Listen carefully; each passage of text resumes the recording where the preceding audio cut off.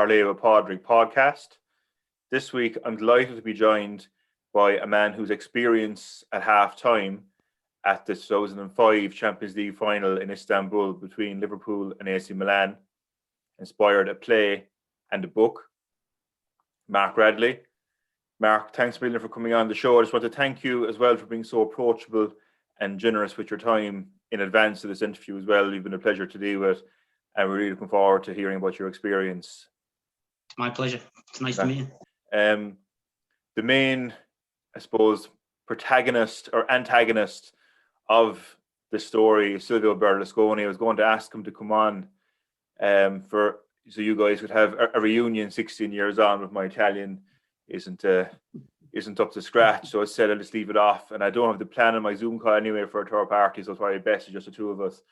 So but before we get into that amazing night, which I think changed your life, I can safely say, we're just going to give our usual cheers. I have an outdated Liverpool mug. We won it 5 times. It's out of date now since Madrid. But cheers and good health, Mark. As well with a couple of seasons ago, the last year we won the last Champions League final against Salah, that was a Salah one, and it's got a couple of knocks and chips. But cheers, pal. cheers, Mark. Cheers and good health. Oh, and you. Well, hopefully we'll be lifting a different type of cup at the end of the season. Hopefully this will be scrap metal as well. It'll be well outdated by the end of May, like we've said 5 times. Yeah. I was going to get to some Turkish delight as well, but in tribute to Istanbul, but I said I'd leave it off. I didn't want my mouth full in the interview. So I suppose I've had too many kebabs. I was going to have a kebab instead, the Turkish kebab, but I'm trying to watch what I'm eating. I've had too many Easter eggs. It's like that chant, Istanbul is wonderful. It's full of mosques, kebabs, and Scousers. So Istanbul is wonderful. Yeah. Before we get into Istanbul, maybe just give a bit of background to your own life, maybe, and how you became a Liverpool fan and your journey prior to that wonderful trip. Well, I think, as we all know, in this neck of the woods, you've got a choice, really. You can grow bitter and be a blue, or you can be a red and have a happier life. So it was always Liverpool for me. My earliest memory, I would say, is what really sticks in my mind is probably, believe it or not, where you get a lot of glory hunters. A lot of people remember certain finals and certain things. I remember Aldo missing his penalty in the FA Cup final, and so things like that. And believe it or not, 2 major instances seem to shape me. Although in the 80s, I was born in 1980, I'm younger than the characters portrayed in the play Beating Berlusconi. He's a guy who's been through highs and lows, but all the other things we'll come to. Kenny, he's older than me. But I was born in 1980. So we had the glory of the 80s, and we all know they were fantastic times. And I grew up very fortunate that there was John Barnes and Ian Rush and Peter Beardsley, and the end of Kenny Dalglish's career and things like that.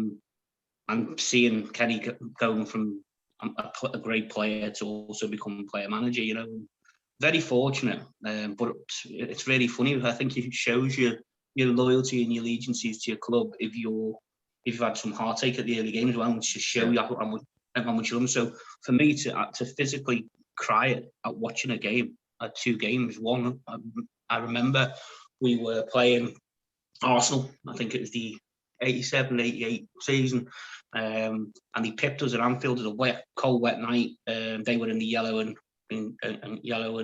black tops. I think we only needed a draw. Bit like the Leicester game with Brendan Rodgers, with the Chelsea game when they parked the bus and Torres put the ball through and obviously passes it over to him to score. We obviously needed to get a draw there, and so we could have potentially went on to win the league under Brendan Rodgers. Similar thing with that in that game, we only needed the draw, I think, and unfortunately we got beaten. It was a wet night, and I remember us getting beat. I think Michael Thomas when scored that goal. Ironically, 12 months later, I'm cheering Michael Thomas. I think he scored the volley in an FA Cup the following year for Liverpool. We bring him in. And really weird thing as well with that is I met Michael Thomas in Istanbul. Yeah, I'll never forget, he had a pale blue jumper on, and he had a Liverpool top underneath. and he was there to support the Reds. He's still a big Liverpool fan now, which is really weird. And I told him that story, that he broke my heart one year and melted my heart, should we say, the following season. So that one, and then the Wimbledon FA Cup final with the crazy gang, players like Dennis Wise, Vinnie Jones. What a performance by the goalkeeper Dave Essendon at the time, and they proper underdogs at the time, and Liverpool, you would never expect to get beat there. So it's really funny that those games stick in my mind. I'm going to Anfield at the age of around 6 years of age, and my stepdad taking me, and I just walking up the steps and the bright lights and hair standing up on the back of my neck as people start singing "You'll Never Walk Alone" on. And I literally was emotional, absolutely emotional, and that never leaves you. And the funny thing is, it doesn't matter how many times you go to Anfield, and I'm sure everybody's nodding away there, all your listeners, and I'm sure you're the same. It doesn't matter how many times you go to Anfield, that same feeling you get every time, and you don't get bored of it. And you know what? I get the same. It drives me mad as well. You'll have people who'll share a ticket if it's not a so-called big game. But I get the same feeling whether it's West Brom or it's Manchester United. I'm not saying that we don't all, like, I don't sleep before a Derby game and I don't sleep before a Man United game. I will do against other teams. But I get the same feeling when I go to Anfield, regardless of who we're playing. It just, no place like home, is there? It's spiritual. I think it'd be a good term. Spiritual walk alone. It's spiritual. And the whole, it's just the whole place is, for me, it's an emotional thing. It's given me some great memories in my life, and probably some of my most fondest memories, ever. So, I'm going to say some of the hardest ones as well, but it plays with their emotions, and that's the thing with our football club. We're more than just a football club. And like Shankly famously said, it's not just football; it's more important than that. Life and death, Quite true. No, the two games you referenced there were 88 and 89. I'm too young to remember those. Like Fairy Tale of New York, I always say I was released in 1987. Yeah. So the year Everton won the league. So I was born in 1987. But I've obviously read over a lot of material about that time, and I'd be fairly well up on matches from that time. And the Michael Thomas game was the Michael Thomas game you refer to, like, that was such a unique occasion because you'd never have two teams going for a title playing the last game of the season, number one. That wouldn't happen in 2021. Yeah. You know what I mean? Yeah. And it was a month after Hillsborough, so the emotions to lose the league, like to put into context, you mentioned Liverpool could have needed a draw. Liverpool could have afforded to have lost 1-0 that night. Yeah. Essentially, Liverpool, Arsenal needed to win by 2 goals.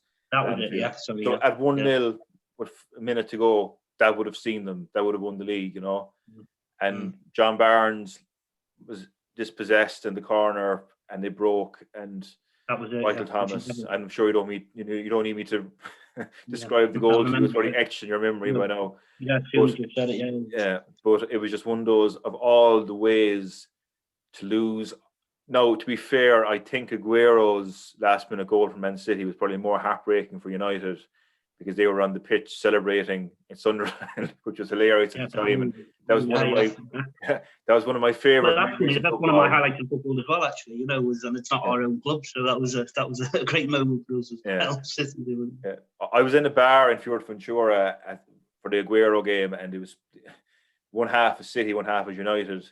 And obviously, I was in the city, and the enemy of the enemy is my friend. And that time, there wasn't much of a rivalry, and I would put it up there as one of the top 10 moments of my life. The feeling when Aguero scored, it was incredible. Istanbul was obviously better, but it was a really great moment. But I think in terms of heartbreak, I would think they're kind of on par. But you could argue both were worse. But I think for Liverpool, the tragedy of Hillsborough, a month after that, to lose a league like that with the last kick of the game, it was so gut-wrenching. And what you say there, I totally agree. You remember the defeats way more than the wins. Like the Gerrard slip you mentioned, the Chelsea game, blowing the 3 goals against Crystal Palace the week after. That's still it's in the psyche, and you could win the league last year was fantastic, but you definitely, the defeats, even a very close friend of mine who's a Man United fan, losing the league to Blackburn that year, even though they won 4 other titles in that 5 years, that Blackburn defeat, or not winning the league when Blackburn really did them a favour that day at Anfield, the defeats, you always remember the defeats more than the wins. They always kind of, you deal with them a lot more, but at the end of the storm, there's a golden sky, and True. Things do come good eventually, But just supposed to give a bit of background. Where are you from originally in Liverpool yourself, Mark? So I'm from the Wirral, where I live now. I lived in Liverpool for many, many years. My mum and dad split up when I was a child, so back and forth. But I've been back on the Wirral now. My ex-partner was from over this side. I have my kids over here, so I've stayed here. And my business that I used to have in Liverpool isn't there anymore, so I'm on the Wirral, which is just over the water. So I'm now a woolly back, as they call it, us, or plastic Scousers. Yeah. So yeah, Scouse friends over the water. They often call me a Jedi as well. Yeah, the dark side. That's near Birkenhead, isn't it? It is, yeah. I remember my friend Jeff that had the show with last week, he was saying, "Don't be mistaken, don't be misled. I'm not a Scouser. I come from Birkenhead." I come from Birkenhead. Yeah. I think you get, the funny thing is, it's only a mile and a half water. You do get a lot of pride. Same with Tranmere fans all over it. But my body's here, my heart's always over the other side of the water. So, Yeah, you're Scousers. It's your family Liverpool. That's it. You just, I don't see it as any different. It's a mile and a half of water. It's funny actually. When I moved back over here, but my business was in Allerton, Liverpool. I remember a guy saying to me, "Hey, you're from Wirral, aren't you? You're living in the Wirral." So I said to him, tell me a landmark in Liverpool. He says, "The Liver buildings." I said, "Well, actually, I live closer to Liver buildings than you. About 2 miles. You're in Highton. So that's a lot closer than them, but it's only a mile and a half of water, but I'd swim it to get to Anfield." Getting tickets when you were younger, was it easy to get tickets for games, or did you have someone who had a season ticket? Or no, I had a couple of different family members when I was younger. It always depended on who could take me, really.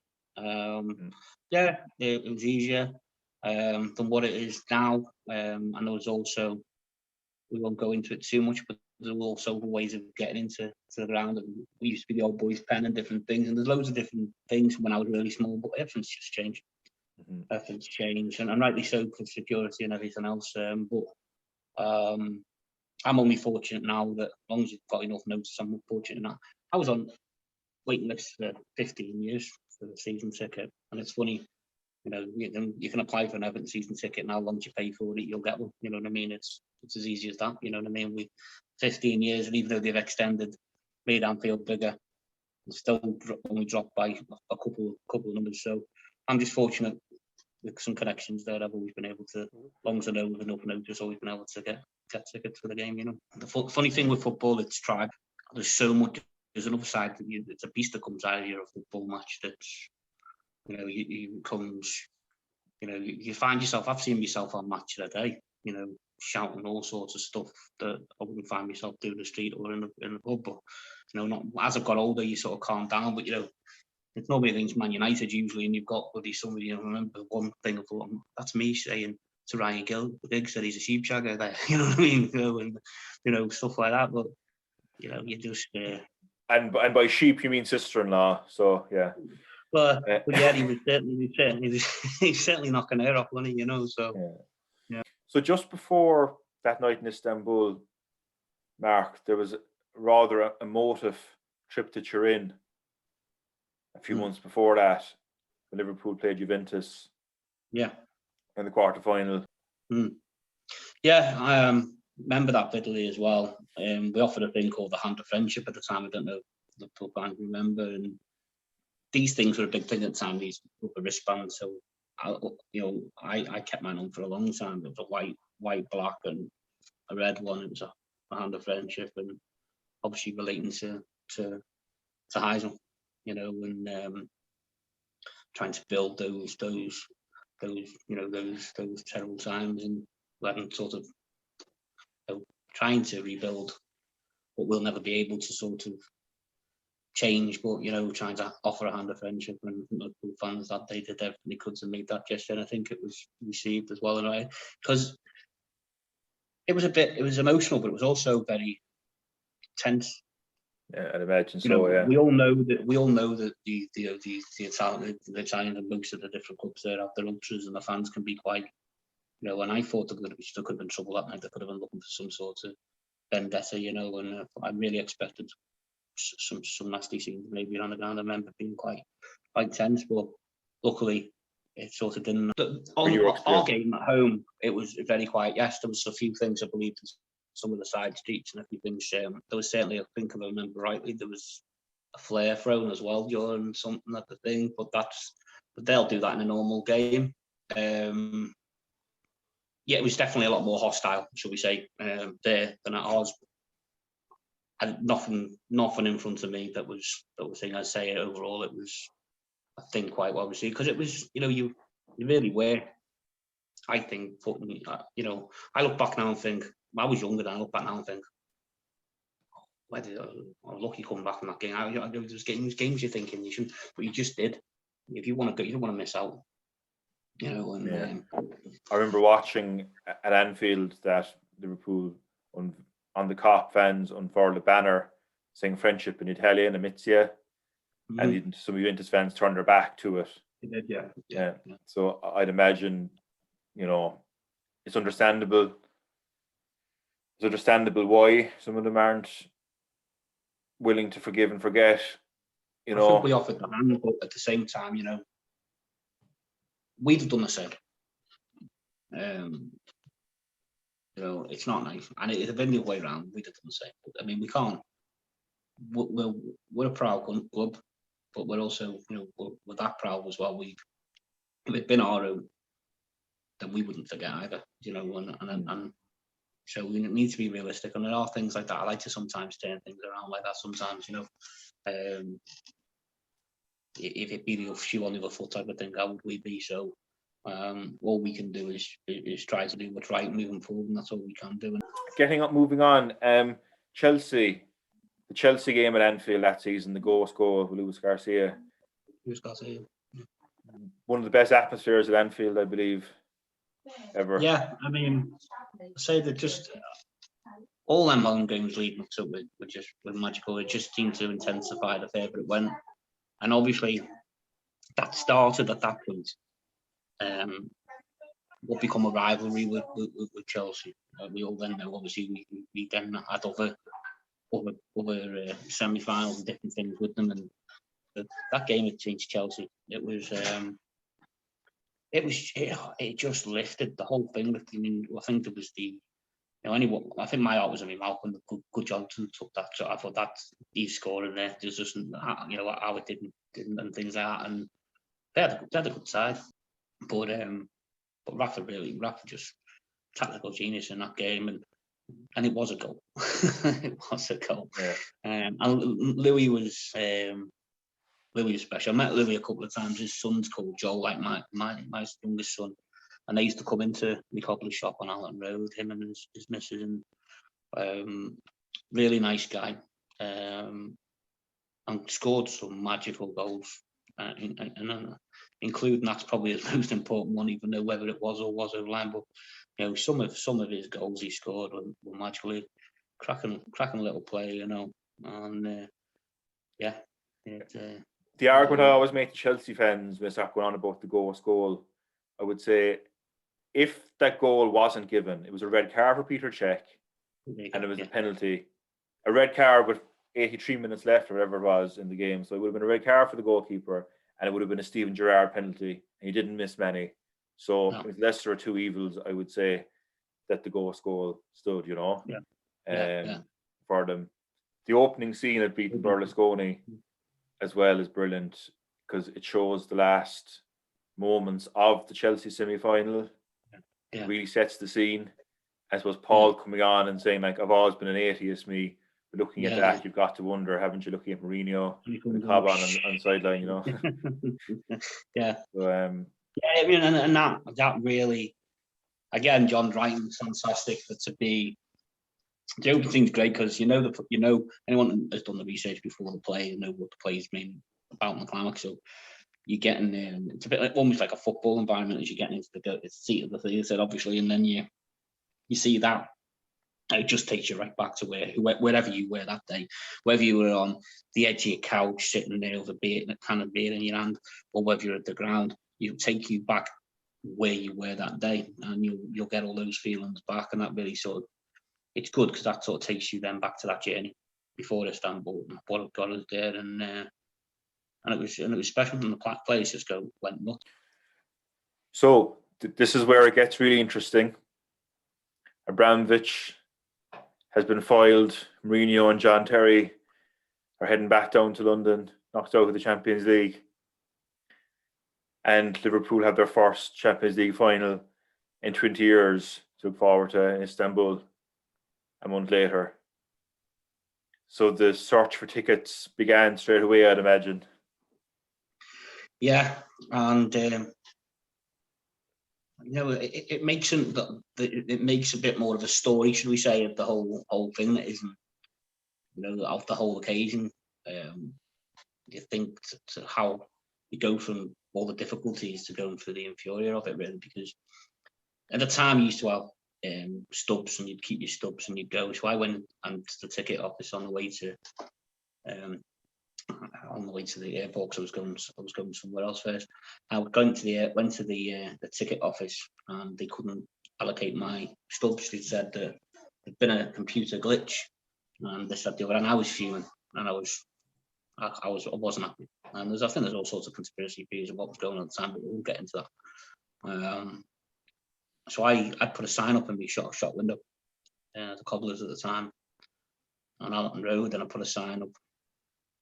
And one of my customers that come in at the time, I didn't realise what her job was. She was a regular customer at the time. And she goes, "I'll see you after the ticket." I said, "Yeah." I said, "Do you know anyone?" She goes, "You know what my job is, don't you?" I said, "No." She goes, "I'm Gabriel Cisse's one of his agents." She did all sorts of stuff for him. And I said, "You know?" And she said, "I'll see what I can do." I didn't think anything of it. And then she come back in to collect the stuff the following day, and she had me a pair of tickets. And I still had to pay. Still paid for them, but I got better tickets than what they were good tickets, At the time, I promised my father-in-law, well, my old father-in-law, my ex's dad, if I could get a ticket, I'd get him. And then my ex's mum said, "Don't tell him. I'll give you the money for him. It'll be a surprise. So tell me you're just going to go over and see if you can get some tickets so you can meet up with him." Because I was really lucky because he was working in Istanbul. He's an engineer. The company that he worked for built the Ataturk Stadium many years before. They're an engineering company that were over there. So they were offered tickets. While I'm on the flight, he got offered a ticket, but he didn't know I was going to. So when I got there, I said, "Surprise, we've got your ticket." And he goes, "You're joking?" I managed to get one. And I was going to say, because he said you're a big fan, I was going to say, "Do you want it?" So he couldn't turn his work down so I had the spare ticket. When I got there, the story, I'll be here all night. That's got its own legs as well, how that goes. But so yeah, getting a ticket I was fortunate, but the fortune carried on, and it just you could write a play and write a book, and obviously there has been. Jeez, you must have done a really good job on her shoes for her to come back and get you a pair of Champions League final tickets. Like, fair play. Well, I was pretty good every day at my shoes. Obviously, if you've seen the play, you'll then cousin Billy didn't put any glue in the shoes. you'll know the reference of that. I remember my dad advising me. I stopped going to mass a good number of years ago. I remember my dad saying to me, "You want to start saving your soul?" And I said to him, "Well, I know a good cobbler in Wilton Shopping Centre that saves my soul now and again whenever I need him to, so I say I'll be okay." But now I know a good cobbler in Liverpool as well to add to that. So if I'm ever over in Liverpool, Mark, and if my shoes fall apart, I know who to call. So that's good. Yeah, give it a shout. Yeah, I mean, I didn't think she'd come back up with the goods. I just thought she was just being polite, but she did. So that was your ticket started. Yeah. I remember it's kind of gone into folklore, Taksim Square in Istanbul. Yeah. Like, you got One Night in Istanbul, the movie. And I keep referencing the interview with Jegsy Darlin, who's talking to the podcast, but really was a fascinating interview. And one thing that surprised me about it was he didn't enjoy Istanbul experience, as in the pre-match stuff and that he felt that everyone was just having them off, like cabs, even restaurants was ripping Liverpool fans off, and he was just saying that the stadium was miles outside the city centre as well, that it was a disaster to get to, you know. So what was your experience of the pre-match and the atmosphere beforehand? Did you go over a few days beforehand, or was it on the day? Yeah, as I say, the phone all at the time was working there, so I was really lucky. I only needed the flights because I was able to stay in this apartment, so I had somewhere to keep and get a wash and stuff. So and it was right in the city centre, so I was lucky. But yeah, I think only because luckily as well, I had an insight for him being there that he knew that people told him that, you know, you think you get to Taksim Square and you think, oh, it's only going to be whatever, but what is a normal drive of, say, half an hour? Excuse me, it's like a 2.5, 3 hour drive, just because of the way badly organised it was. And yeah, taxis.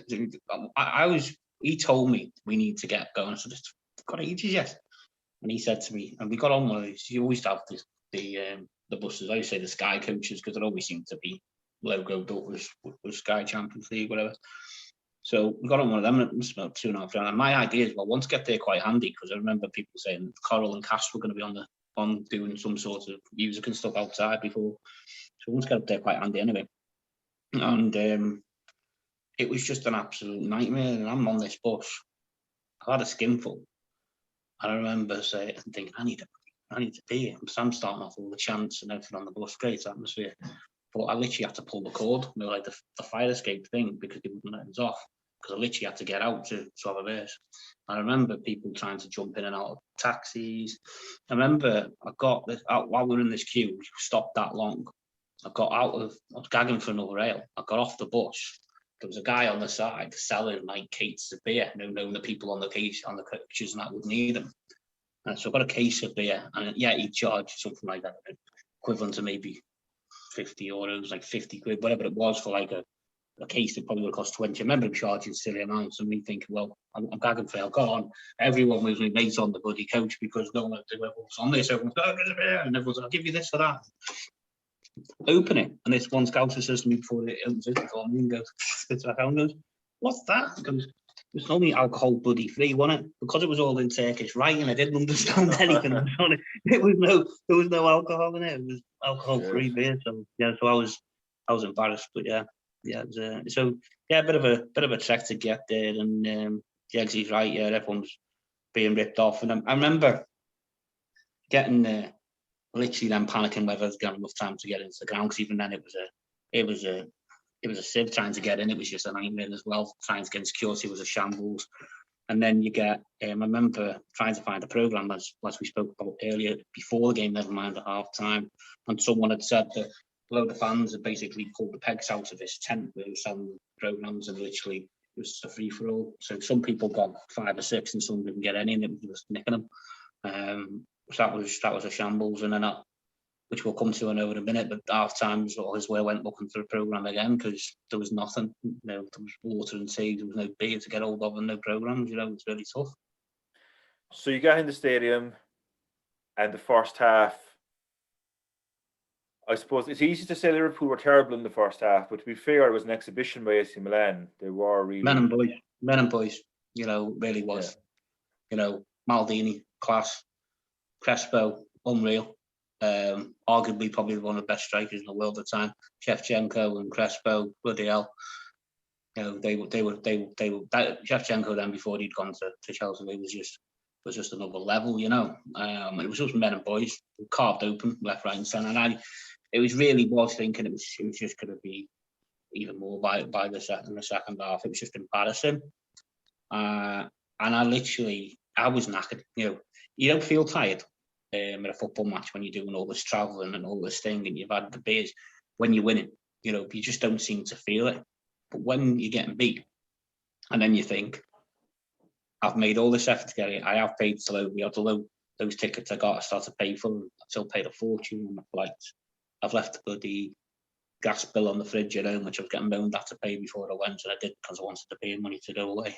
Just, the argument with the missus at the time, and I was being selfish for the match.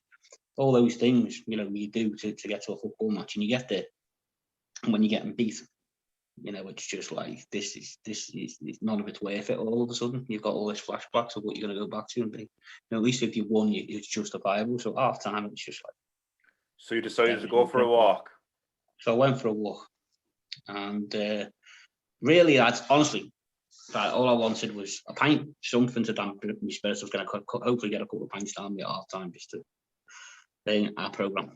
Get a program from me in front of me. That's a memento for me. Me showing my first born, get him a program because it's still a memento. You've still got there, so you want a program. We've waited 20 years, so I'm in search. Went to a kiosk and asked one for beer, and he said no beer, tea or water. And I remember the Scouser saying to me, he's a big fat fella, and he went, "Well," he said, "You may as well, may as well have water," he said, "because the tea tastes like water anyway. It's awful." So I just laughed. I said, "Forget that." And I was a smoker at the time, and I haven't smoked since. And it was really weird because half time, the Ataturk Stadium is sort of like two big saucers, a bit like a UFO in a way. And as you're underneath this side on the side that I was on, you sort of come out at the back of it. You're not out the ground, but it opens up. You're sort of outside, but you're underneath the roof sort of thing. So you're sort of able to smoke because it's outside, even though you're inside the stadium. So I remember smoking, like chain smoking, because I was so depressed. And it was the anniversary of my granddad's death. He died a year ago to that day. I'll have to give me number in. And I remember looking up on this, and I was praying. I was like, Granddad,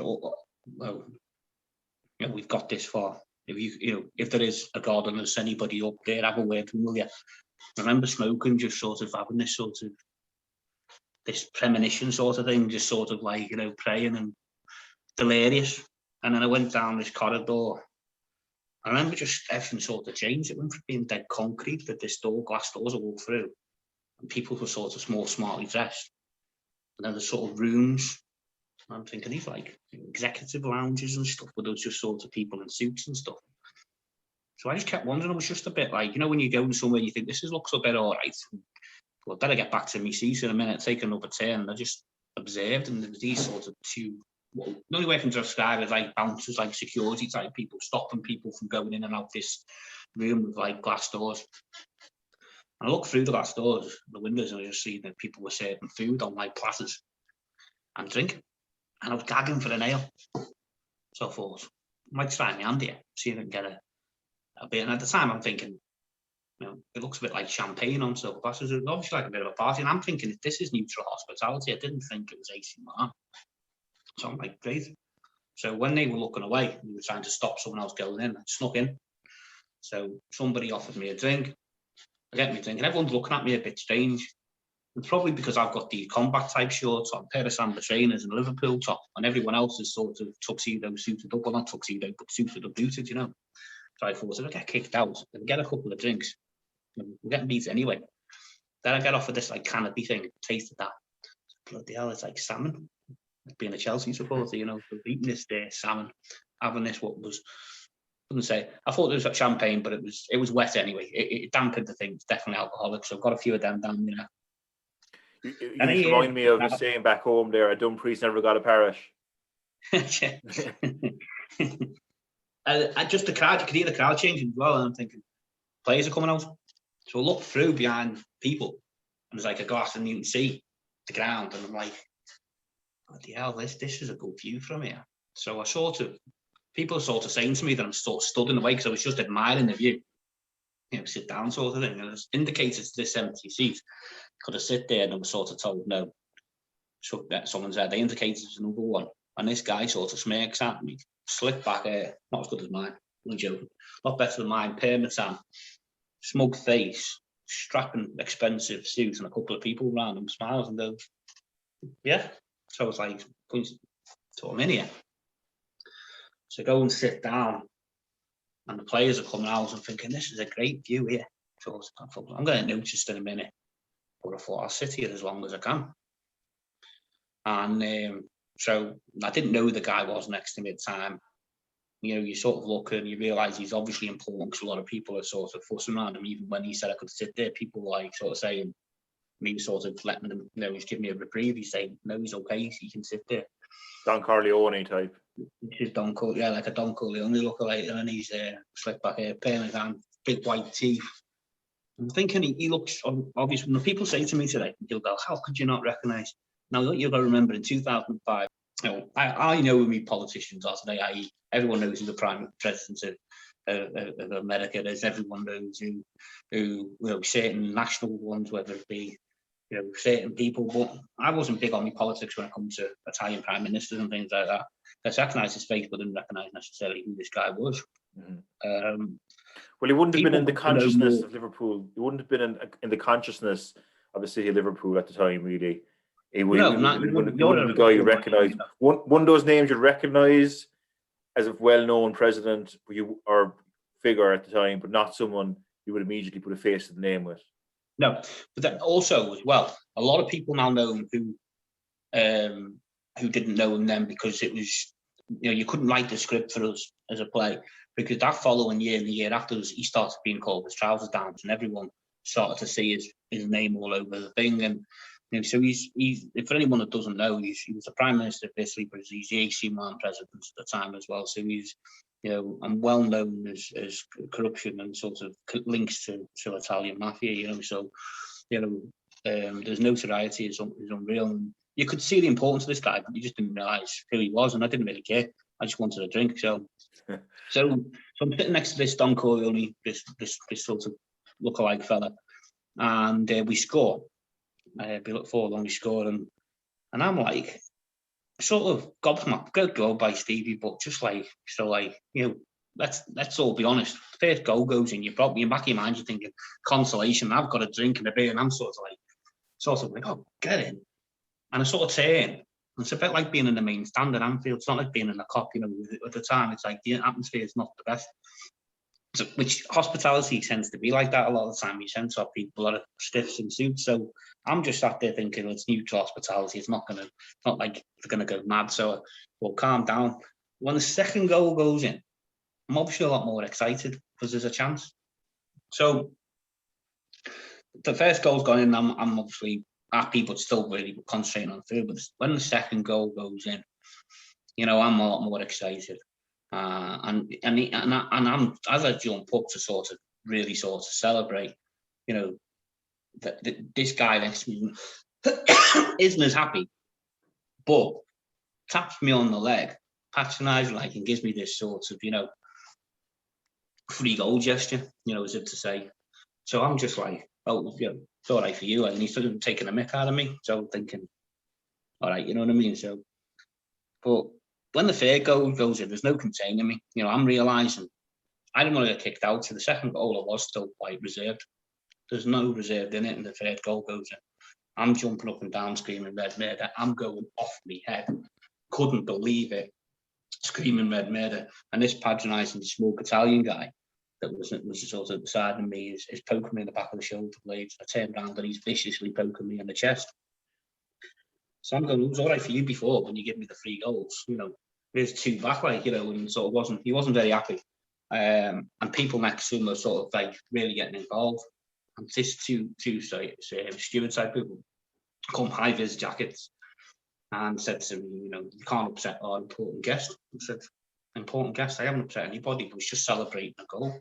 So you can't upset our important guest. He's the AC Milan Presidino. I said, AC Milan Presidino? And they're going, Silvio. And it dawned on me where I'd seen it. I'm thinking, you should come with us. So I think I'm getting kicked out and being frog marched out of the ground and get a good kick and a shot at dawn, because I'm thinking this guy is powerful. You know, I think I'm going to be waking up tomorrow morning with a horse's head in bed with me. You know what I mean? This guy is Godfather. You know, this is scary. So I'm being taken, and they grab my arms by the wrist, and as he says, if he gives you wrist, I think they're going to put cuffs or something on me. Pass me over to these other stewards, take me through, put a band on my wrist, which I've still got today. In fact, I can go and get it. It says Istanbul hospitality, like a hospital band. It's hospitality. Put me through these doors. I thought, where's this? She said, wait there a moment. Come back in. Apologised to me. He said, we're really sorry that we had to move you, but we know what's happened. We know it wasn't your fault. We can't help. He's an important guy. We can do this paper bag. Istanbul Champions League. Inside, there's a pen, lighter, usual memorabilia, gutties, and inside it is this cellophane program. I'm like that. Got me proggy. All I wanted was a beer and a program. Got me program. I've had a few things I go through. Thought I'm still going to be kicked out. You don't take me through the door and say to me, and sit me down. Another chair. They've got like armrests on it, and I'm sitting there, and I'm in the Liverpool hospitality area. So I look around, and there's all my childhood heroes. I'm in the Liverpool hospitality area, and this woman is Stuart Penelope Cruz, look like who's the one that's handing me the cruise. Has asked me to want another drink, and she's passed me the goodie bag with the programming and everything else. And I'm just in awe. And the whole thing, the Liverpool go on penalties, and I'm jumping when we win on penalties. I'm jumping up with childhood heroes and lads, and I can't believe I can't believe the whole thing is just unbelievable. And it continued to be that way. Coming out of the ground, struggling to get anywhere.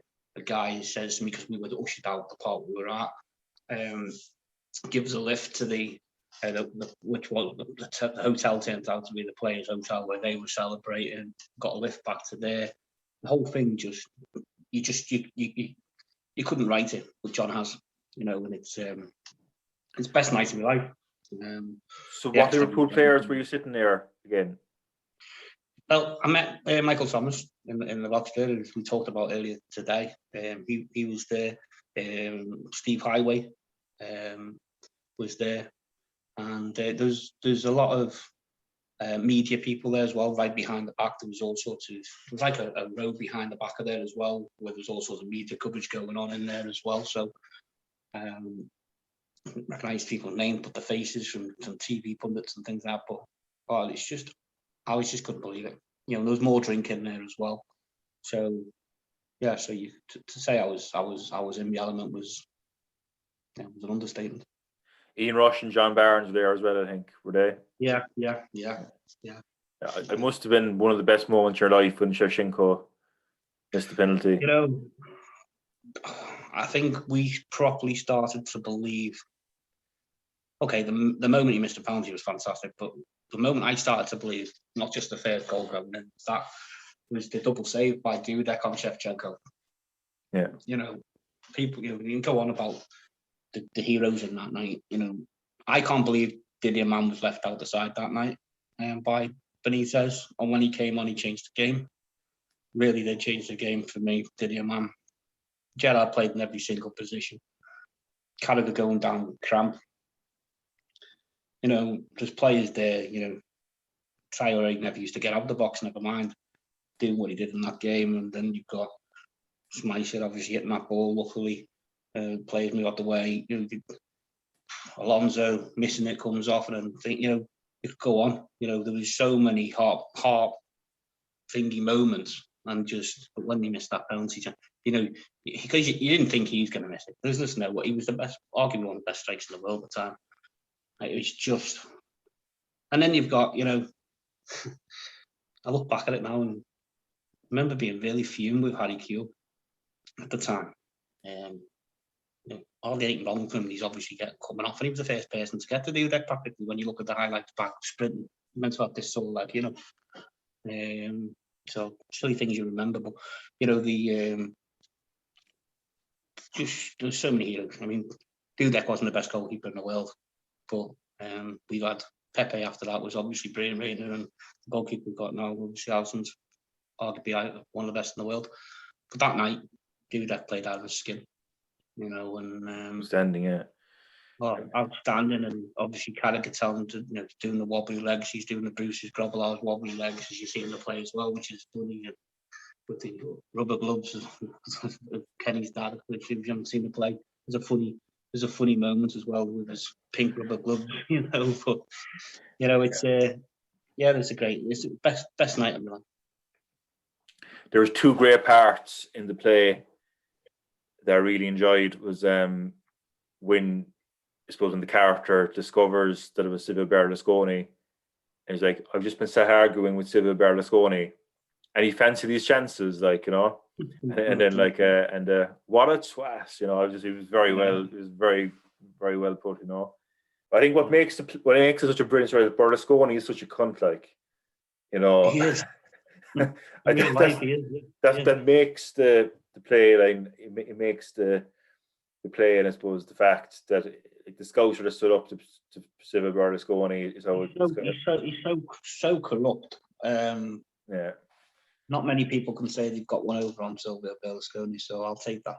It was just as well he wasn't having one of his bunga bunga parties at half time when you came in, like, and people can Google that afterwards if they don't know what that means. But yeah, it's certainly a shame, and certainly shame that I wasn't invited to one afterwards as well. So he hasn't put me on his guest list for one of them. No, you kind of blew your chance by celebrating the Liverpool equaliser.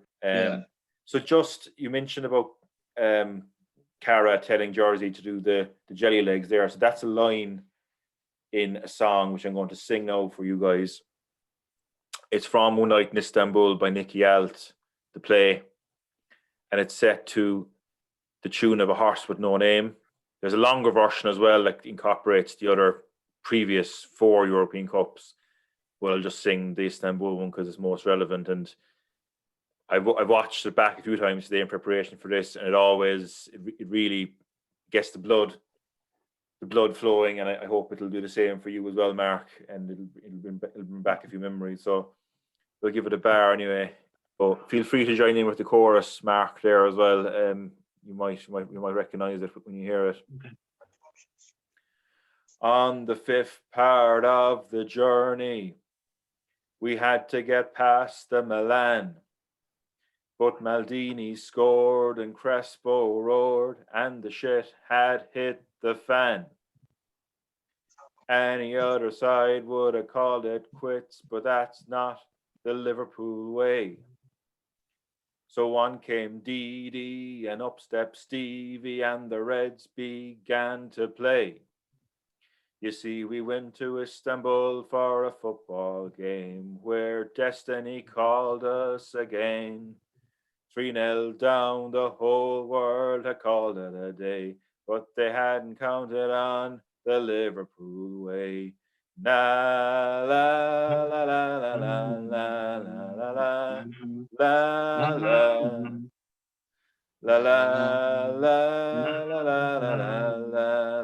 la la la. After 2 goals in the Ataturk, me face began to turn red. 3rd goal, Silvio Berlusconi thought his boys had put us to bed. We did. But then the story got told of how we just wouldn't fold while refusing to believe we were dead. You see, we went to Istanbul for a football game where destiny called us again. 3-0 down, the whole world had called it a day, but they hadn't counted on the Liverpool way. La la la la la la la la la la la la la la la la la la la. After 90 minutes, then extra time, it finally ended 3-3. They'd be praying souls and comeback goals from Stevie, Vladdy and Javi. Pulling Jersey near, Cara said in his ear, do the jelly legs then give a cough. Then Shevchenko missed and we all got pissed cause the party had kicked right off. You see, we went to Istanbul for a football game where destiny called us again. 3-0 down, the whole world had called it a day, but they hadn't counted on the Liverpool way. La la la la la la la la la la la la la la la la la la la la. La la. There we go. I don't have the guitar to finish it off, but that's the last bit. So there you go. Just add a bit of culture to things, but it was a fantastic. That play itself was outstanding as well. One Night in Istanbul, and the movie is quite good as well. So, it'll forever be synonymous with Liverpool Football Club that night, and it sums up the spirit. And I think it's kind of a metaphor really for life, isn't it? Because like things look pretty hopeless at halftime in Istanbul. Like there was no way possible people could have conceived what was going to happen in the second half, the way it had gone. But just goes to show, like, if you hang in there and fight till the end, at the end of the storm is a golden sky, you know. So there is, and I think our anthem that day was, they say they could hear it. I don't know how true it is, but the bells of the stadium there, and that's that magic of fans. I think we might talk about some of the fans that left, the ones who stayed behind, and they were 3-0 down, and they were still singing "You'll Never Walk Alone," you know, and lifted the spirits of so many people. But it was only, you know, it was really just a way of, as we always do, home, we win or lose. But you know, that 3-0 down, you're dead buried. You know, arguably 100% best comeback in football history, and arguably the best Champions League for me in football history. Is you know, it'll never be replicated or replaced. Not more so. You know, it was a special night regardless of what happens to me. Special night. Just the result was just phenomenal. So everything else that happened to me with meeting Silvio Berlusconi, and to move and to be sat in 3 different places in that ground. You know, I was in the gods in the first seat, because the way it worked out to then being the best seat in the house, and just you couldn't write the script that John did, as I say, but you know, it was a good night anyway. But it'll never be replicated, and to the point where for me it would go to focal. So even in the Athens final, the elite and stuff, you're always thinking this, nothing can ever beat that. You always hope you'll have another moment of some sort of thing, and people always say, you know, how lucky you are and this, that, the other. But I think anyone that had a ticket for that game, the amount of people as well that left at half time that regret it, you know, is and I don't think that there's not many people that admit to it. I don't think. That would be the definition of a heartbreaker, like to leave at half time and to miss that. I think the funny thing as well, I always remember I was getting a lot of text messages at the time from fellow Evertonians, Blue Noses, got the champagne on ice and all this, you know, half time, because we were getting beaten. They were celebrating because Liverpool were getting beaten in the Champions League final. And what a turn of events to come back, and you know, they went from celebrating to having a nightmare that night. You know what I mean? So you know, absolutely, I didn't sleep for days, and smile on my face, didn't go for months, and still comes back now thinking about it now, you know. I have a story of my experience of the 3 goals in Istanbul. Myself and my cousin Michael were in the bar in Rahina, where I'm from, in County Limerick, and at half time we went in and started a mini pool tournament at half time, and the pool room was separate to the bar where the TV was. And we got engrossed. You know the way half time can drag on a bit. It's not always 15 minutes. It can be 20, sometimes 20, 25. So we got engrossed in the pool anyway. There was a couple other lads were there. And I think I went out to get a drink from the bar, and I just see it's 3-3. There has to be a mistake with the score here, like, you know, because it was 15 minutes in the second half. It had to be a mistake. But the lads at the bar were saying, no, they've come back and got 3 goals. And the pool tournament wasn't long getting being substituted to second place after that. Anyway, we stayed out and watched the rest of the game. But look, at the time I was younger. We were both younger at the time. You know, that was 16 years ago. Like, I wouldn't be putting pool ahead of a Liverpool game. No, at this stage, we just the stage of our lives we were at. We were sitting down in the match and looked all over as well, 3-0 down. You know, we were kind of and it was very near my leaving cert as well. I don't know what you call it in England, but it was like the final exams in secondary school. Is it O levels or levels? Yeah, so they call it yeah. Yeah, so we were kind of meant to be studying for the leaving cert as well at the time, as it worked out. But yeah, it was. Your experience is a bit more memorable than mine there anyway. But just said I just throw it in. So I'd like to say hello as well to a couple of friends of mine from Italy, Alessandro and Francesco. Alessandro is an AC Milan fan, and I think Francesco would probably enjoy this episode a bit more, being a Juventus fan. Champions League final 2005, maybe not so much the quarter final when we knocked them out as well, but I just remember neither of them having massive. I can remember both of them not having brilliant things to say about Berlusconi when they were in Ireland, so I think they'll enjoy the story, Mark. And what was their name? Sorry, Alessandro and Francesco. Hello, Alessandro and Francesco. It's funny because the play was on in the Lowry in Manchester, of all places. I was surprised it was sold out there. It was weird. It was great because Paul, the actor, some of his references were he was able to, when he says the scarlet herpes and things like that, and the crimson hemorrhoids about Manchester United, he was able to point right through the window right at Old Trafford at the time, which was great. But it was funny because the Italian woman got to come to me in the foyer at half time, and she literally, typical sort of very bella Italian sort of thing, literally knocking people out the way, and she literally practically lifted me up and kissing me on both cheeks to tell me how much she appreciated what I did to Silvio Berlusconi, because she hated him and so did all of her family. So she was it was funny how I've become quite a hero in part of Italy as well as. So no, that's brilliant, man. Yeah, no. Just as interesting for the three parts of the match, the three AC Milan goals. You were in Liverpool and up with the gods. So I was in the gods. And only because of what I'd be here all night. I told you the full thing, but I've got the 2 tickets which were from Cisse's agent. I didn't need both because of what happened at the Park, and that's why exchanging one for a guy that needed one for him and his son. So I needed one, and so yeah, I ended up. Mine was in the gods. Happy with that. Not a problem. At least I was going into the ground.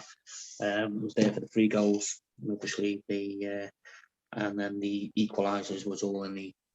All 3 of the equalising goals were all in the AC Milan hospitality, and then it was the penalties in the Liverpool hospitality. There's 3 different stages there, like that's brilliant. Yeah. That was very good of you to give away your 2 tickets there, man. You could have had a better view, like. I could have. It was only a guy had said he needed a pair for him and his lad. Well, it worked out okay for you anyway. You ended up with a better view at the time that mattered, like, But, the whole thing couldn't have panned out, because if I hadn't swapped the ticket, I wouldn't have probably ended up the park where I ended up. So, it's a chain of events you couldn't think. I don't believe in selling tickets. The guy wanted a ticket for 2. I said I've got 2. He goes, I've got 1, so I only need 1. I'm not. And he was adamant. He said, I'll buy the 2 off you. And I wouldn't have touted the ticket, but I knew what the situation I was having financially for getting it. And he'd already priced it. He offered to say, listen, this is what I'm prepared to pay. I was going to pay anyway. There's the money, and I got a ticket. So to say that me trip was paid for, you just couldn't write the script. You just couldn't write. Mark, that wasn't your first time beating the system at a football match, was it? No, I mean, it was the best one. But I remember in the 90s, late 90s, we were playing Man United, and it was a roasting hot day. And I didn't have a ticket. I just wanted to see if I can get a ticket. It was a lot easier to get into grounds then. People used to jump turnstiles even then in some of the 90s if they could or whatever. But I was hanging about, still seeing I was just going to get a ticket and pay it out probably. Saw some stewards hanging around talking. It was a hot day, as I say, and one of them had left his jacket just over one of the side gates. So I grabbed it. The next thing you know, I've got in the ground, but because I was delirious, I'd had a couple of drinks before the game, and I'm walking around. I didn't really realise exactly. I thought I just was delirious as a face. So I ended up where I stood, was just behind the Yanni Road. Then the could go right along the pitch sort of side, and then into a gate. I stood in. Thought I'll just do what the stewards do and sort of face the pitch and stand behind the goal and sort of mingle in. When I turned and realised behind properly, I didn't realise I was stood right in front of the away end. And as I say, it's a roasting hot day, and I couldn't take the jackets off because they would have seen every Liverpool top on underneath, and I would have got kicked out. So yeah, I was stood right in front of the Man United fans while Liverpool when Liverpool scored. Did you celebrate when? Oh yeah. yeah. Did you get any backlash from the travelling contingent? I just remember turning because it might be back to the fans, but facing the pitch, scoring and giving it large, forgetting I had the jacket on and giving it loads. And obviously stewards are meant to be quite professional. We have to sort of have some decorum on the pitch, and obviously someone's probably got that footage somewhere of this overexcited Liverpool steward giving it loads to Man United fans, and that was me. Never a steward, just a normal fan who chances and got into the ground and having the top on underneath me. I couldn't take it off. It must have been 90 odd degree heat. I couldn't take it off. I would have got filled in, but I'm surprised I didn't anyway after celebrating. Fair dues, fair play. I have my own bunking story, which is about 3 or 4 miles behind your own one, Mark. But I just sort of added in, seeing as it's relevant here. Hey. I was at a fundraiser night for Marymount University Hospice in Dwyer's pub in Washington Street in Cork. It was a couple of weeks after Madrid in June 2019 when we won the European Cup. And Ian Rush, David Fairclough and Roy Evans were kind of doing a Q&A kind of presentation in the pub, and they had the European Cup with them, and you could have photographs with the European Cup and that. And I suppose I was mad to get a photograph with Ian Rush. It was kind of an ambition of mine. I always wanted to meet him. At the end of the night, they were in a separate section in the bar, the VIP area, for want of a better term, like in Istanbul. Yeah. The bouncers had this dividing tape blocking access to get out near the VIP area. Mm-hmm. But one of, I think it was David Fairclough, or it could have been Roy Evans, one of them got up to go to the bathroom. So the bouncers got up to pull that back to leave him out. And it was a long enough tape now, like it was about maybe 15, 20 feet wide. So a lot of people had to move forward. They were at the edge of the bar. It was packed capacity. So I snuck behind the other half of the dividing line. That made sense. So I was now on I was behind the line. I was just one step closer to the VIP room. So I got my phone out and I started messing away. Just killing a bit of time.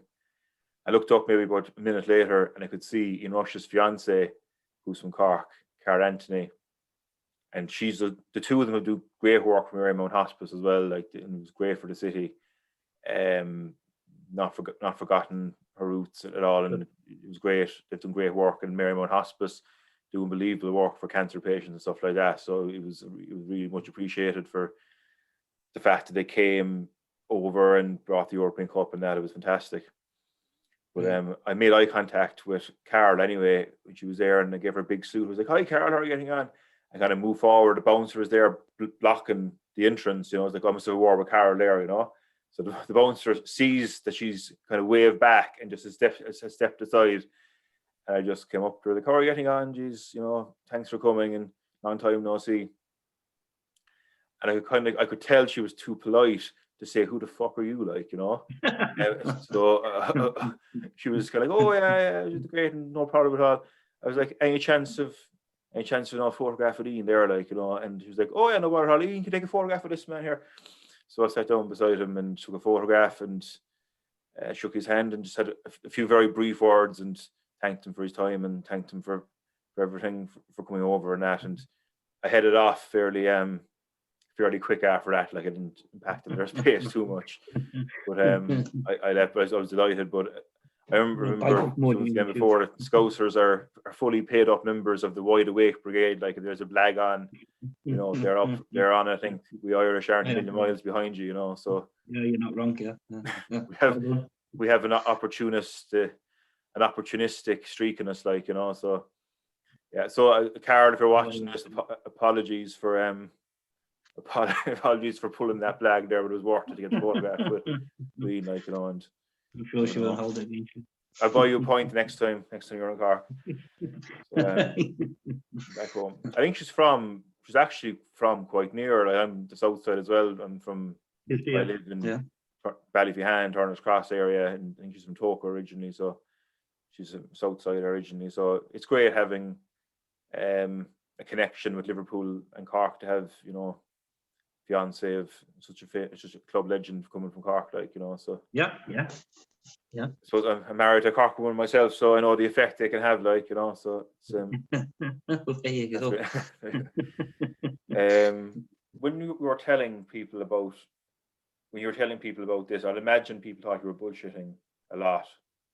Of course, yeah. I'd imagine, how do people react when you come back and told them all this in Liverpool? It was strange because people going, this sounds so unreal, so unbelievable. Luckily, very luckily, at the time, I had the phone that was what they call a 3G phone. At the time, they were one of the, not 3G, a free phone. It was the number 3, and we were one of the first video phones you get. The quality wasn't the best, but luckily I took photographs in the ground, and I took photographs, so you can quite clearly see them at 3 different parts of the ground, for selfies, should we call them, as they are now, and videos of me, and I'm sort of flicking it between me and the ground, and you'd see where I was at, and thinking, obviously, unfortunately, I haven't got a photograph of me with next to Silvio Berlusconi, because when it got heated, that wasn't happening. But I've got that sort of stuff. I've also got the hospitality program, the wristband, which I've got upstairs still in a keepsake box that I had on my wrist, which obviously showed I was in the hospitality area, which you only got if you were in there. But from there on, your life changed after that, Mark, didn't it, essentially? Essentially, yeah. It's the funny thing is going back to just when I first got back, I was still there for a couple of days later, and at the time I was thinking, great, I've got a good break here, I can get a bit of sun. But I was gutted because when we all went back to Saxon Square after the Players Hotel and that, and it was daylight when we were going back, and they were watching in this Irish bar, which is in the middle of by Saxon Square. We were watching the players. We haven't been to bed. I'm watching here. Next thing they're landing at Liverpool, and they're doing the homecoming. So that was always a bit disappointing. Being at the game was great, but not to be back and watch the homecoming at the time was always but I made sure I got to the last one. But although I don't remember much of that because I was well pissed then as well. But when I did get back, still the reality didn't kick in. I don't know how much of it you know, but basically John Graham Davies, who is, people will remember John, will know John. He's been in a lot of TV films and things. He was, at the time, he was in Hollyoaks, which is a TV soap. I don't know if you get it over there. And he was the dad of a famous actress at the time called Gemma Atkinson. He was her dad, if you remember the association. And he had property in Liverpool, and he used to come and get his keys cut. And he's a embittered Huddersfield Town fan, John. So we always used to have a bit of banter. So he'd come in, he always says, you Liverpool, you robbed Shankly from us. He was at Huddersfield first. Now, if you hadn't took Shankly, Huddersfield would have had all these European Cups. Huddersfield Town, you know. So we always had a bit of banter. And he said, I'll come in if you go in the final, because Salton's going to the final. He said, I'll come in a couple of days, see how you get on. So he come back in, he just had a little chat, and said, how did you get on with Salton's story? And he was laughing his head off. John said to me, have you told anyone else the story? I said, anyone that'll listen, you know, I was that buzzing of what had happened. So he's like, have you told anyone that'll listen, you know? And obviously he told anyone he could as well. And it was, you know, everybody just thought it was hilarious. And obviously, and then he said he went into the green room and he was telling all the actors in Hollywood, he was telling them all the story. And he would go forward, it was hilarious. And he said, of course, it was an unbelievable story. He said, do you mind if we go for a drink and have a chat? I said, what do you mean? He said, I'm interested in, I don't know what yet, I said, but I'm interested in doing something with your story. We went for a drink in a pub in Chilwell in Liverpool. And I had a dictaphone, and he started recording what he was talking to me, and he just said he was interested in making a TV drama at the time. He spoke with a few different people at the time, and tried to get it off the ground. And at the time, ITV had said, listen, they'd made a thing on Hillsborough, and they said they cost a lot of money to recreate that scene for Hillsborough. Never mind another crowd scene, it would be far too much. Now, budget and TV drama is a lot different now than what they were in 2005. A lot of money's gone into TV dramas now. There wasn't as much at the time. The only show, he was struggling, and so he's trying to get it in. And a lot of these things you need to get. A lot of it's funding. It's not necessarily whether you've got a good piece of writing. So he adapted the script from a TV drama to the play, and he put it out there to quite a few people to get feedback from. At the time, basically, he got some really good feedback, and he decided to focus. So when he asked me to go and meet him, and this went on for quite a while, because in between John was doing Hollyoaks, and then he'd left Hollyoaks and he was doing at the time Christmas. He'd come in, he says, Mark, I haven't forgotten. I've readapted the script. I want you to, here's the script. Will you do me a favour and read through it and tell me what you think? Mm-hmm. He said, I'm off now. He said, I'm going down. He's going somewhere down south. He was going to do Panto, acting in Panto for the Christmas. And he said, I'll be back after Christmas. So just, he said, get a pencil and write on it on this draft and tell me what you think. And John's writing's fantastic, but he's a Yorkshireman, so there's a few things in there. I said, listen, John, a Scouser wouldn't say it like that. He could say it differently. So I adapted a couple of things there. But other than that, he nailed it. It was a great piece, a real page turner, as they say, you know. And so he sat me down with another pint and said, this is what I do. And I kept saying to family members and friends, oh, we'll have to film TV drama. Now it's going to be a play. And everyone's like, yeah, whatever, Mark, you know. And I'm going, no, I know. And then it's gone on for about a year. And I'm thinking this thing's not going to materialise. And it's just like a pipe dream, you know. And then he said, right, well, good to go. He said, I want you to come and see this actor with me. I said, what do you mean? He said, I want to know what you think. He's on in this play at the Royal Court. So I went to see this guy, and his name's Sean. And Sean agreed to do the part. And Sean's been in a lot of TV things you'd recognise as well. Cracking actor. Younger than Paul, who ended up getting the part. But when John didn't have a date of starting, Sean got this TV role. So he said to Sean said, I'm sorry, I'm going to have to let you down because this is a guaranteed start on this date. You haven't got a guaranteed start date. Mm-hmm. So we got Paul. And it's again a chain of events that happens that you couldn't picture anyone else doing it now. Because Paul's just absolutely phenomenal. So we got Paul. I'd seen Paul in a piece and he was great. And then next thing is John said, I'm going to do a tour of the play. So we had all these different dates of all over the UK, and we started off in Liverpool. We had the premiere, which was crazy. So he says to me, we're doing a press launch at Anfield. So we go to Anfield, and we've got all the different media parties there, loads of media, newspapers and stuff. And I'm doing these interviews, ready to do these interviews. And the Liverpool guy at the time, Rick Parry, comes over. Everyone knows he's never signed a cheque from Liverpool. And he said, I've got a special guest I want you to meet. In the museum, Steve Doan was walking in. So I've got a special guest I want you to meet. And I'm thinking I'm going to meet a Liverpool player or an ex-player. And he comes out with the European Cup and gives me the European Cup. And it's about 8:30, 9 o'clock in the morning. And then I get till the press release was finished that day. And he said to me, Mark, you've had all that cup longer than Stevie did in Istanbul. And have a look at the cup to check if it had a dint. Where Ballas had dropped it to make sure it wasn't a replica. And I had a load of it. You'll see if you Google it, you'll see all the I said the cup all morning, way the ton. So that was a great moment for me to do that, to have that. And then, so that was a press launch, and we had it in the first night, and there was all sorts of celebrities and people that John knew from Hollyoaks and Brookside and all that sort of stuff with the opening of the show. And it just changed my life in that sense, because I started being on a lot of TV and radio interviews and started getting recognised a bit, which was a bit weird. Which I watched today in preparation for this interview on YouTube. It's funny, so you look back now, and obviously I was younger then, so it's a bit embarrassed with it all sometimes, you know. And people say you must be immensely proud, and I wasn't. I'm not proud. John's the writer, Paul's the actor. I'm more proud because I didn't. There's no skill in what I did. I took a chance and I'm an opportunist.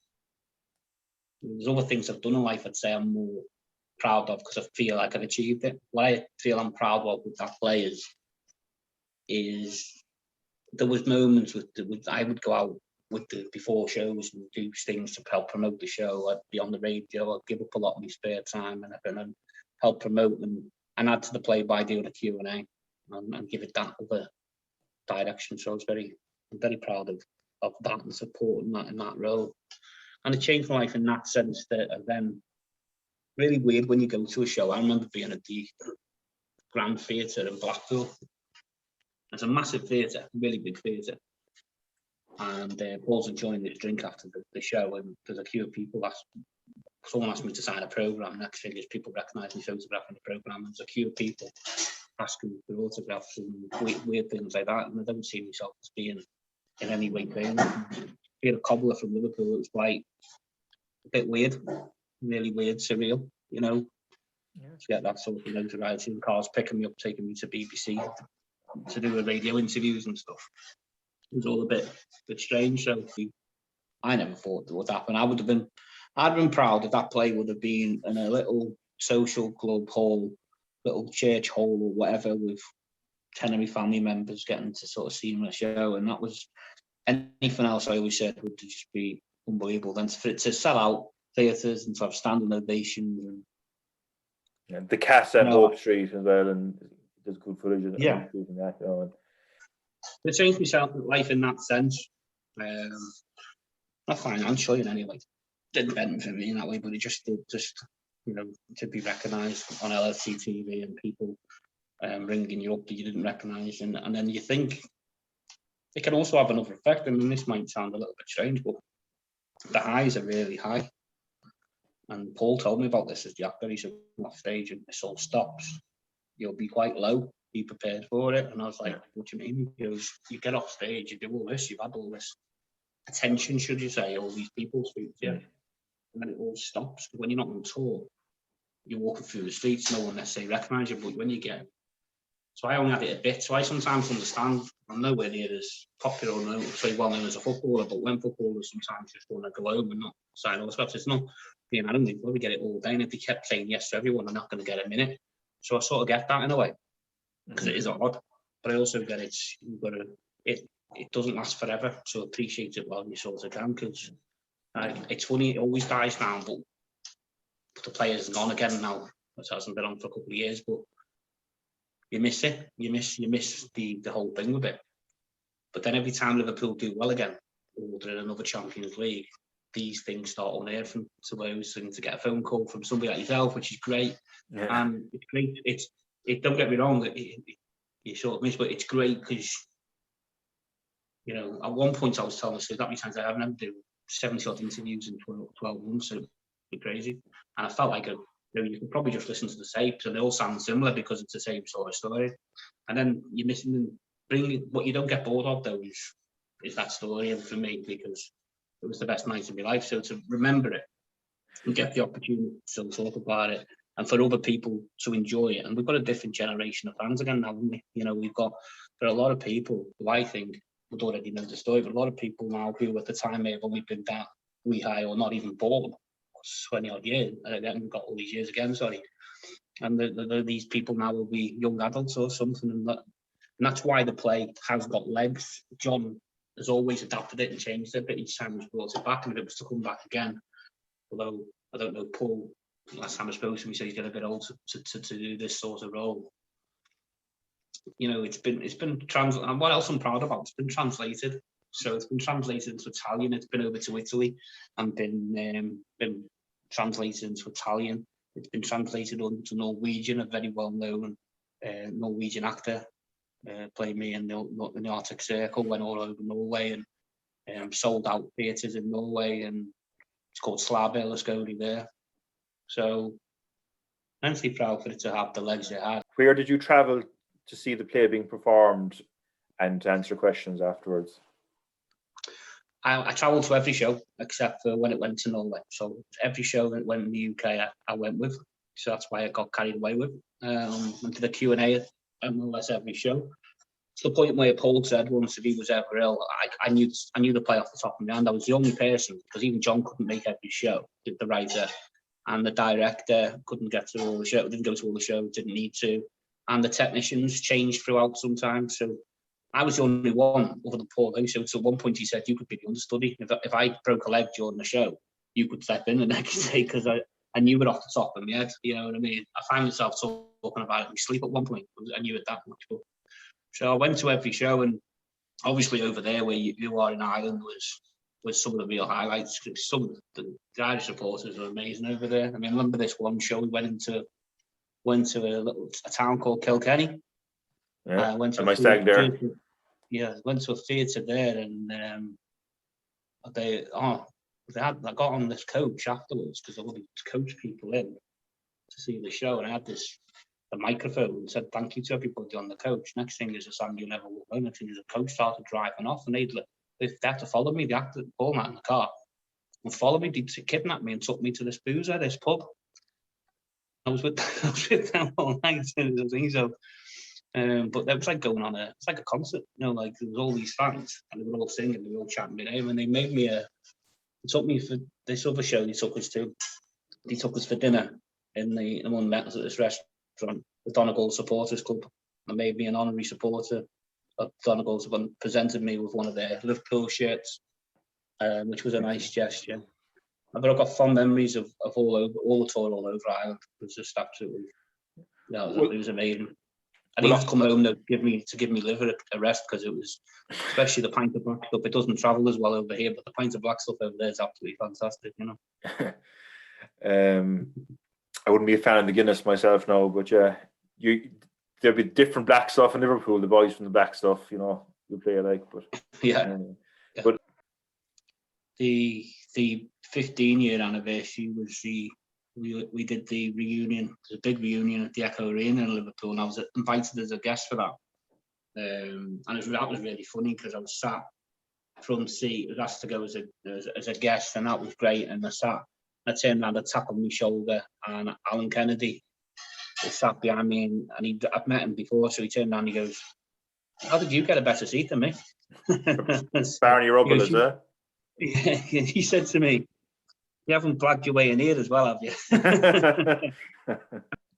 The night that I went to see the Beating Berlusconi play, and Mike was with me as well on the same night, was in the Everyman Palace Theatre in McCartan Street in Cork, and it was May 2013. It was the Sunday before the May bank holiday, so the night of the bank holiday weekend. But Thatcher had died a few weeks beforehand, so it made the Thatcher references that bit more relevant as well during during the play, you know. And I think that Paul actually started singing "Ding Dong, the Witch Is Gone" during it, like, you know. So that was a fantastic play. Like, for anyone who hasn't seen the play, Paul, he's been described in the ad for the play as a human chameleon, and I think that means that you take someone who takes various forms, and he really does in this play, like a range of characters, from, you know, the main character to his two main friends to his wife. He does a brilliant Ian Rush impression as well. Later in the play, which was one of the funniest parts in the play, when he turns around and Ian Rush just goes, "Unbelievable, like, you know, you're not wrong, Rushy lad, you are not fucking wrong." But but it's as much as a play, whatever. I suppose it's the premise. It's literally the story of a man who, his journey from life, from growing up in Liverpool in the 80s under Thatcher, seeing his dad lose his job a couple of times, the unemployment that was caused, his parents' marriage break up, seeing his friends, the friendships that he's formed, his two good friends, Moosey and Minty. Moosey ends up, he's a Somalian Liverpool.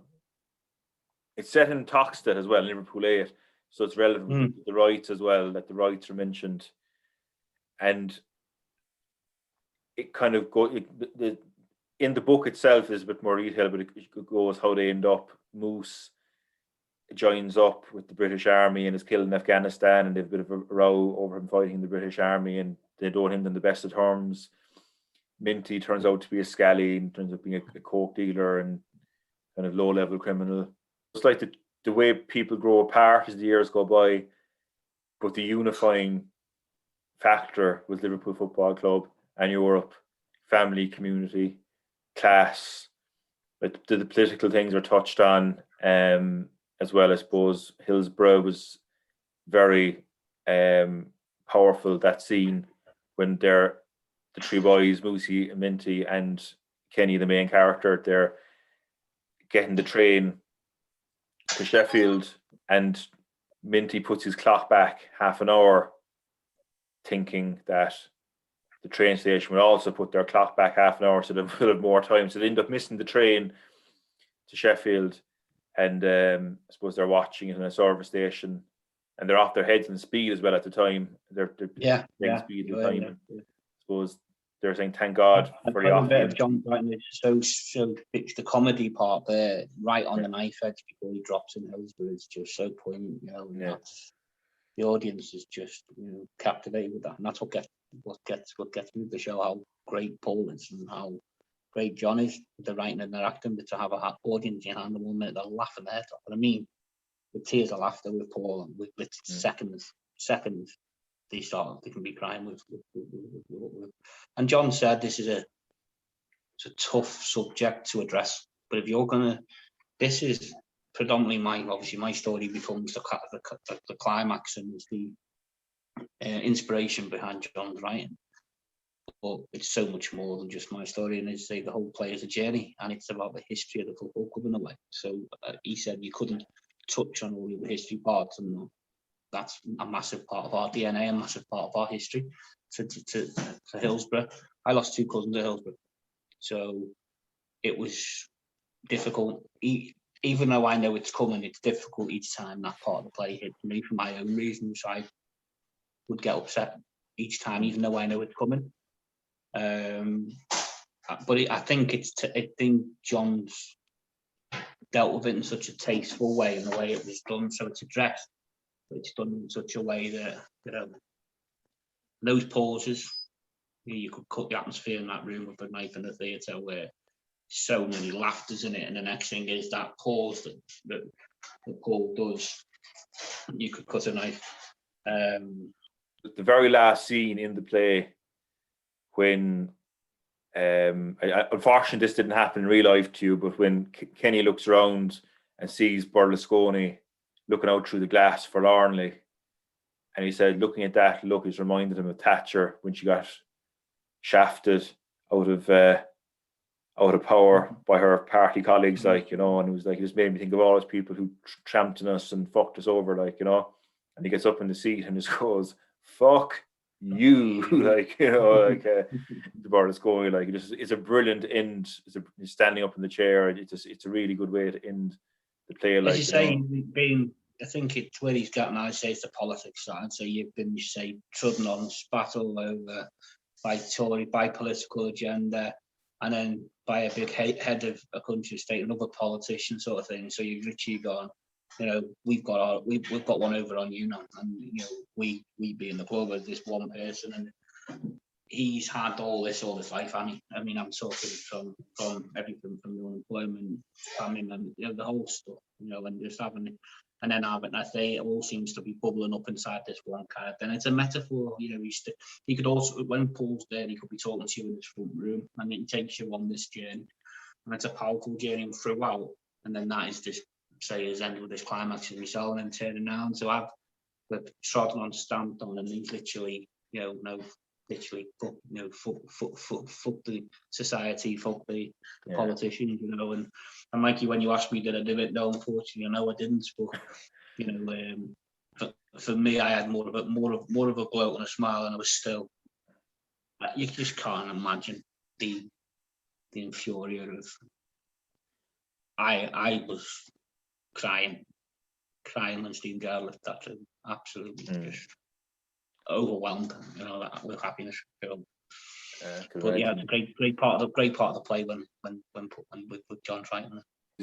And I suppose we mentioned around about Dumfries never got a parish. I just chanced my arm sending you a random message on Facebook Messenger, and it paid off because you replied, which is great. But I was educated that night. There was a book about it, Beating Berlusconi. I didn't realise it was just a play I'd been at, and I downloaded the book from Amazon Kindle. First book I've actually read, by the way, that wasn't an actual physical book. I don't like the idea usually of ebooks and that, but I've gone quite well with it now, I must say. I enjoyed reading it. And one thing I loved about the book was the main character, Kenny. His dad is from County Cork in Ireland, and there's a lot of Irish references in it, and a lot of parts of Cork are referenced, and Cork City Jail and the city centre and all that. And hurling, they go to a hurling game in Croke Park, which is one of my main passions as well, and which GA will feature quite regularly on this podcast as well in time.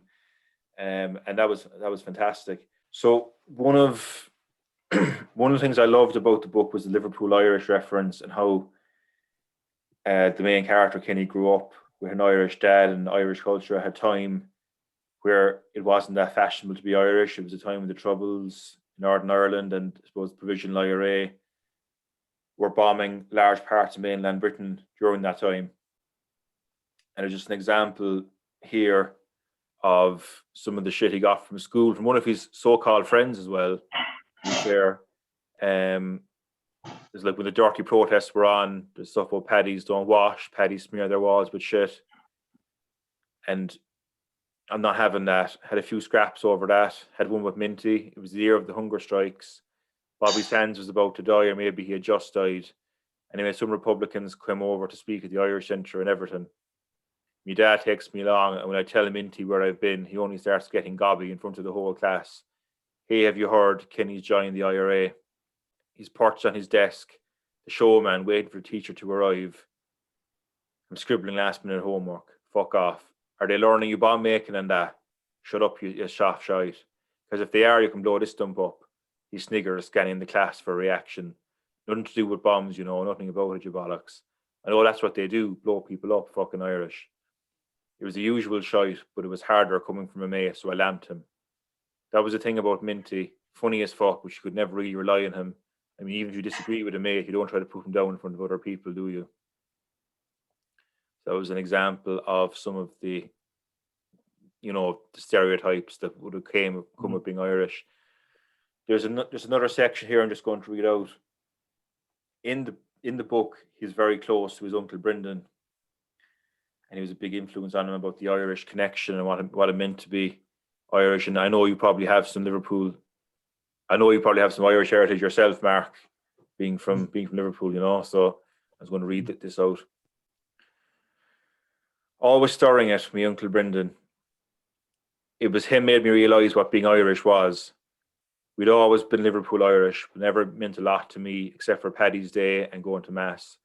When I was a kid, I was always a bit ashamed of it, to be honest. But everywhere you looked, it was Paddy's making trouble, the TV, the papers.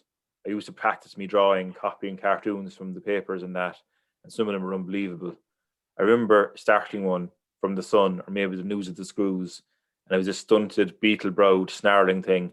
It wasn't a man, it was a thing called Seamus, with dark curly hair, a big stick in one hand, a bomb in the other, and I'm halfway through copying it before I realised that's supposed to be Irish me and mine.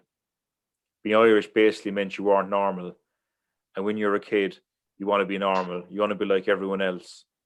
I remember one time I was very young, and it was probably after some IRA bombing, and my mum's queuing for the post office, and my dad's chatting to her, and this woman must have heard my dad's accent and comes up to me ma and spits in her face. Irish bitch. And she's from Norris Green, my ma. And it'll still be happening now to someone, not to Paddy's mind, be asylum seekers probably, or Muslim Poles. No, being a Paddy, even a Scouse Paddy, definitely wasn't rock and roll in those days. And let's face it, being Catholic didn't help. At Our Lady's Youth Club, they had this painting on the wall, President Kennedy and the ex-Pope walking hand in hand down this tree-lined avenue, looking back at the viewer, smiling like they just got married. At times I used to wonder why it was of all nationalities, we had to be Irish. So I think that kind of gives an interesting insight into what the challenges were back then at a very bad time to be Irish, So Yeah. I enjoy Again, that. again, John Graham captures that really, really well, and it's I say he's from Yorkshire, but really studies what very good at how he studies people, studies every character is very strong, but has the strong roots or whatever part in it. It's how he captivates that, and he touches on real historical parts of Liverpool culture and Irish culture and different things and true things and political things. He's really, really good. Yeah, I'm going to put that link in the description of the video as well, the link for the book. The commitments of being at the plays and traveling around the UK and that in Ireland for plays, it affected your business a bit. Yeah, definitely. I mean, some of it's mental, and that sounds strange because you believe this is carrying on, and you're getting. I was also in a lot of discussions with quite a few film producers who were interested in seeing the play into a film, and I believed if I help promote the play, that would only more people seeing the play would only help anything for any project for it. And I was never forced to go to all the shows by John, but it was too tempting each time the show was on to not go and support it and do the after show talks and Q&As. It just meant when I come back after shopping for so long, it was just never the same. And for customers, you'd lose customers because you were unreliable, you weren't open. I was younger then, and that might seem unprofessional, but look, it was my 15 minutes of fame, and I wanted to enjoy it. And I did, and then regardless of it never turned into anything else, I got to enjoy that.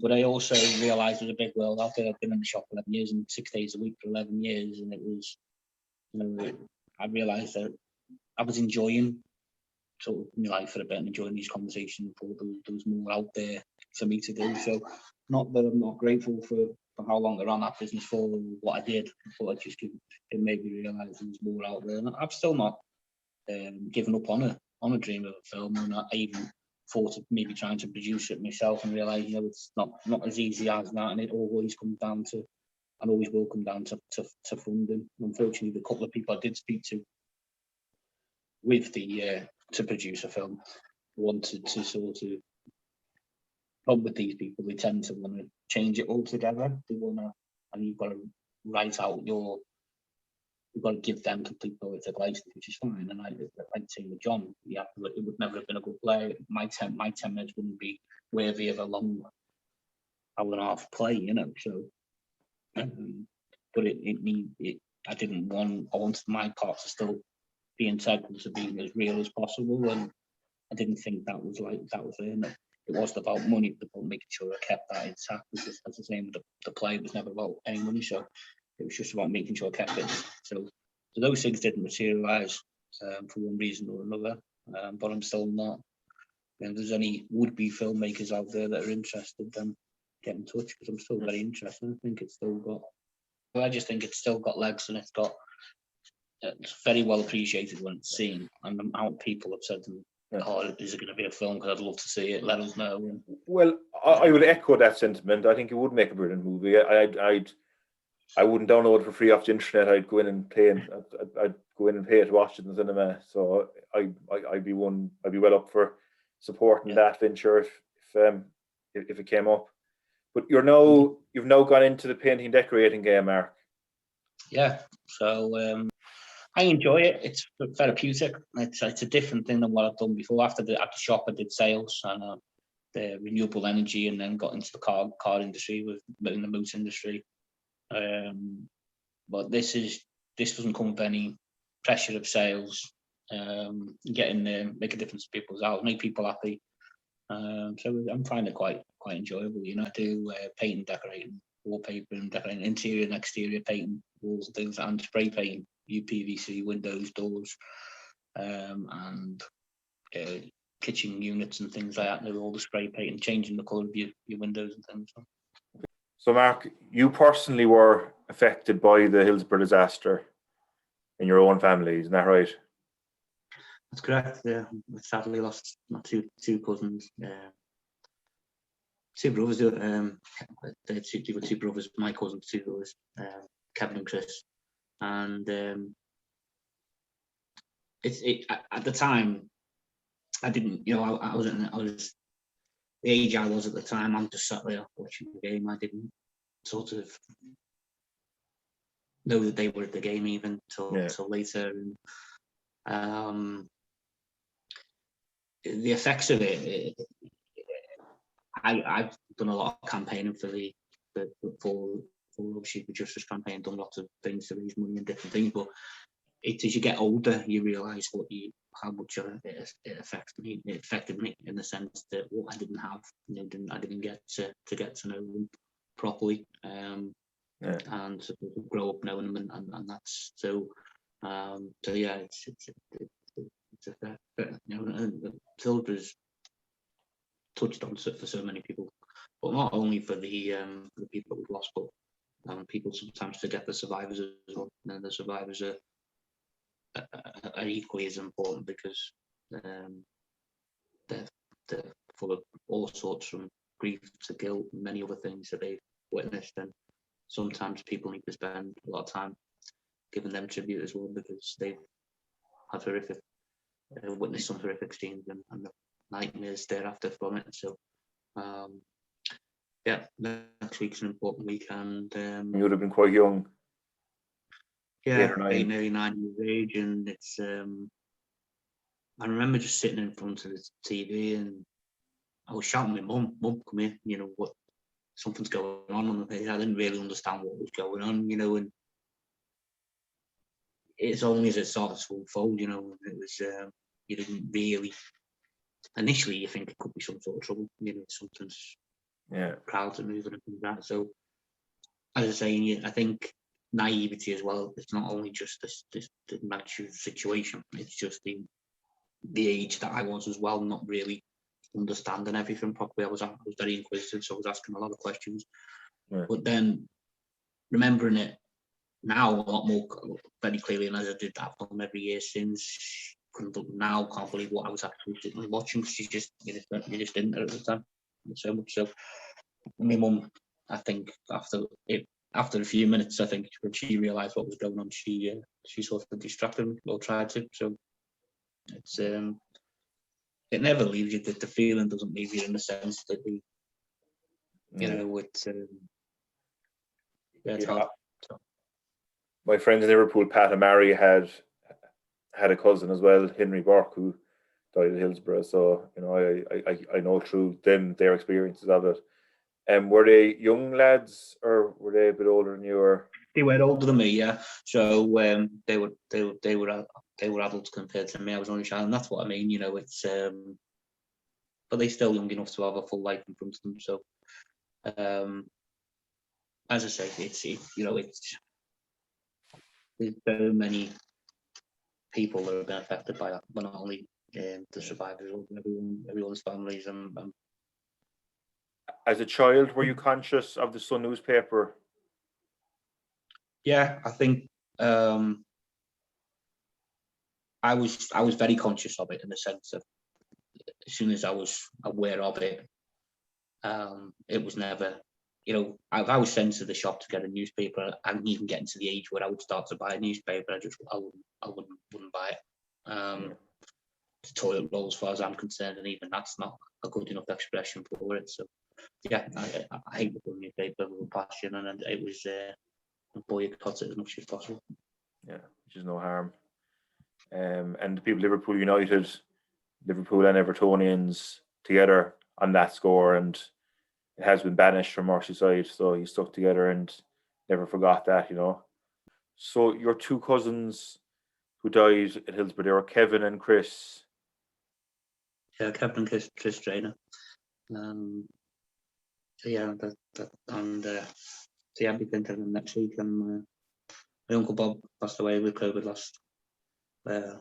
the same day, and that's so it'll be his anniversary of his death on the same day, ironically. So yeah, next week will be a difficult, even more difficult We'll be thinking of you next week, 15th of Okay. April.